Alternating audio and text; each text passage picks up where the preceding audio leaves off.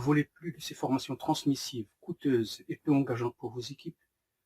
Vous souhaitez des formations plus actives qui permettent une montée rapide en compétences de vos employés? Eh bien, c'est le digital learning qu'il vous faut. Bonjour, je m'appelle Abdelrazak Ndien, je suis Digital Learning Manager en formation chez Learn Assemblée, une société leader dans son domaine.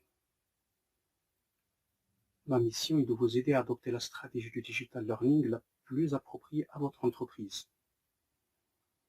Il existe en effet plusieurs stratégies du digital learning qui sont adaptables en fonction des besoins et des contraintes des entreprises.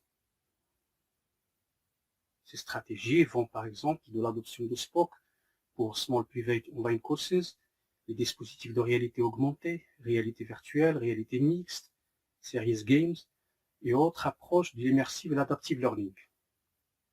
Il s'agit de formations plus engageantes et interactives. Ce sont en effet des formations anytime, anywhere, any device. Ils abordent des problèmes beaucoup plus importants d'efficacité et d'engagement de vos apprenants. On retient en effet mieux ce que l'on vit, et cela traduit parfaitement la vision de ce type de formation. La compte d'expérience d'Edgar Dale nous enseigne à ce propos que l'on retient 10% seulement de ce qu'on lit, mais 95% de ce qu'on fait et ressent, c'est-à-dire ce que l'on vit. Et c'est ce que traduit aussi la citation de Benjamin Franklin: « Dis-le-moi et je l'oublierai, enseigne-le-moi et je m'en souviendrai, implique-moi et j'apprendrai. » Le projet de digital learning que je vous propose se décline en 5 étapes. Ils aboutissent à la mise en place de votre propre académie d'entreprise en ligne.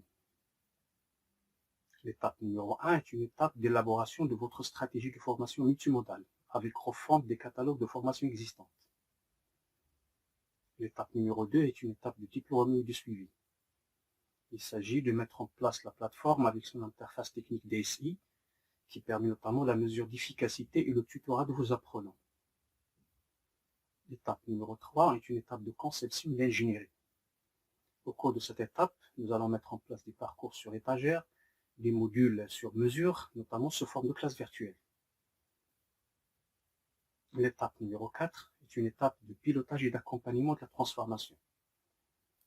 Et ce, par le biais de la communication, de l'organisation et la montée en puissance de votre dispositif. La 5e et dernière étape est une étape de formation et d'animation.